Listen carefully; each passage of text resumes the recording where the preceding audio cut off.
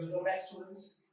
So today the new topic will be on ammonia for class 10 students. Okay. So today the topics that we cover is laboratory preparation, manufacture of ammonia, that is a Haber's process. This is a very important topic, and the fountain experiment and all the chemical properties of ammonia. And the last one will be ammonia as a reducing agent. Okay.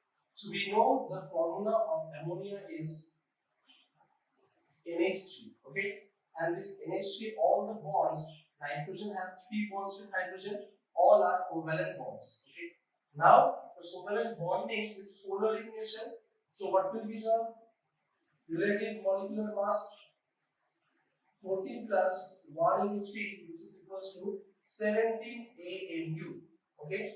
And if you want to see the structure will be, this is a lone pair.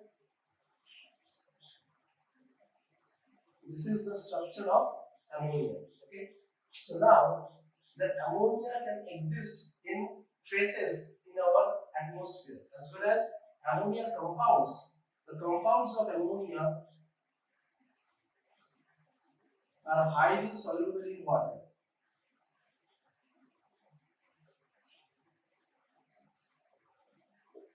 So first the lab preparation of ammonia. So the lab preparation, what we use the ammonium salt, and along with that we use calcium hydroxide. So the lab preparation, we take an ammonium salt NH4Cl, along with that we take calcium hydroxide. So this two reagent we use for the lab preparation. Okay. The compounds formed will be CaCl2, along with that water, and our product is requiring ammonia. Okay. So the reactants that we require are ammonium chloride plus calcium hydroxide will give the required product, calcium chloride, water, along with that our required gas, that is ammonia. Okay. So after the gas ammonia is being collected, we have to dry the gas, or else for drying, the required processes are gas we can produce through a drying tower, and that drying tower must contain calcium oxide. Okay, that is quicklime, which is acting as a drying agent.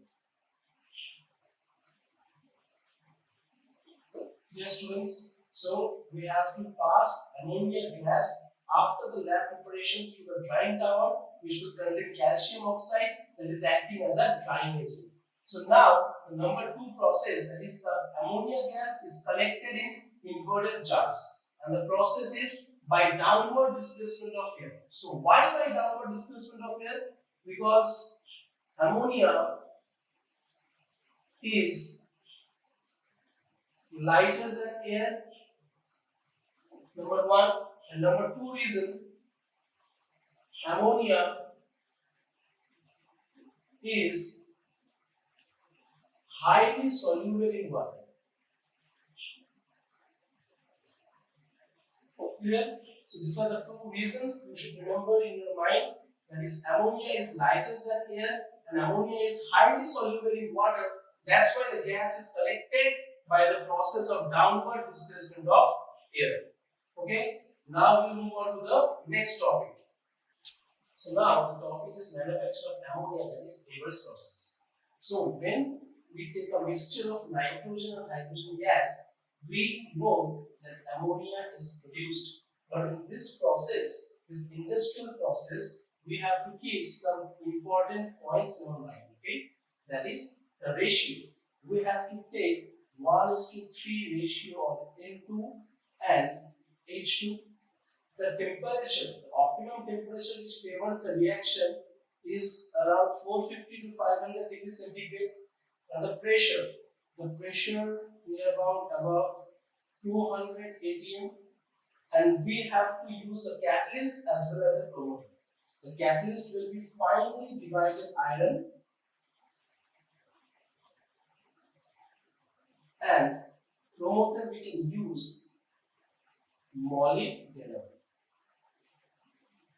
So I hope these points you will remember in your mind, so that it will be helpful for your equation. So the points you have to remember, that is the ratio, temperature, pressure, catalyst and promoter, If you remember all this point, you just have to write when you are representing the equation in your exam paper. Okay, so this N2 and 3H2 will provide 2 moles of ammonia. Okay, number 2, the temperature which you are producing is only for the initial stage, because this reaction is itself an exothermic reaction.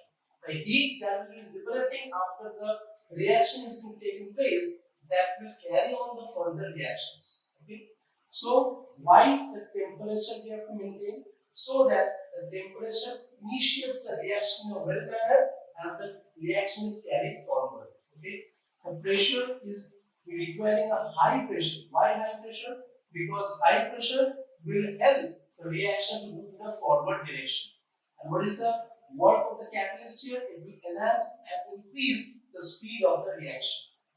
So, in this case,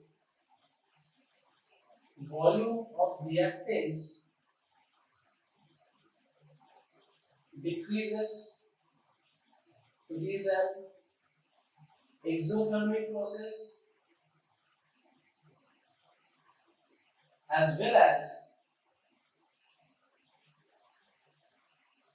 a reversible reaction. So in this case, the volume of the reactant decreases.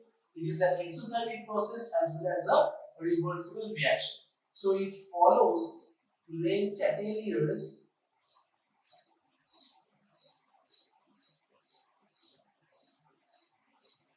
principle. Okay, so students, we have covered today's topic on manufacture of ammonia, that is Haber's process, and the laboratory preparation of ammonia. So in the next topic, we will cover the physical and chemical properties and the uses of ammonia. Till then, go through the video. Thank you.